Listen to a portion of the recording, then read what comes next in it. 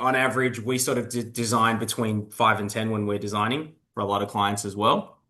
Um, and again, there's no blanket answer, but five is generally a pretty good spot where people don't feel overwhelmed as a marketer trying to design it.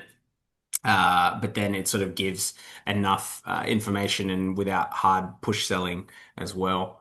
Um, so what I wanted to show next is how we use this little map to try and align the right tone with the right timing. So this is what we use internally here. Now, I'm suggesting if you're doing no nurturing at all, then three is a great place to start, right? Like I said, we do five, but even five can feel a bit overwhelming sometimes. So three is a really, really good place to start if you're going to see some efficiencies and start to see a big shift in doing nothing versus doing something. So here I've just got sort of two examples with the colored dots on how to map this out. So on the green example, this would be a flow where perhaps somebody has found your business through search engine optimization, right?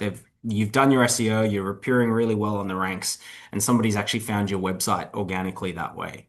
Now, I would say that in terms of the timing, they're already in this section here. This isn't first glance. This isn't you've had to, sort of appear to them on social media or anything like that. This is them actively searching because they've got a problem. So that's why I drop them straight into this sort of flirting bucket, right? If somebody's already searching for the problem, you can make some assumptions immediately, and the page that they land on your website should already make those assumptions based on whatever it is that you were searching for. So again, if I had searched clogged toilet, I would expect to go to a different landing page than what I landed on for that plumber, right? That the landing page that I should land on there should talk specifically about a clogged toilet. Um, and then the next stage I would suggest for something like that would be is to move into the first date phase. So great, you got me onto the landing page. But then what? What value are you offering next? So on that landing page, I would have wanted, that lead magnet, like I said, how to unclog my toilet overnight without getting my hands dirty. And then the next part would be is, well, what do we do after that? I've downloaded the lead magnet. Maybe the next follow-up is, maybe it's an email talking about, hey, did that help? Here's some common problems as to if it didn't help, some other things that need to be looked into, right? And those are the more expert things that a plumber supposedly needs to come and help you with.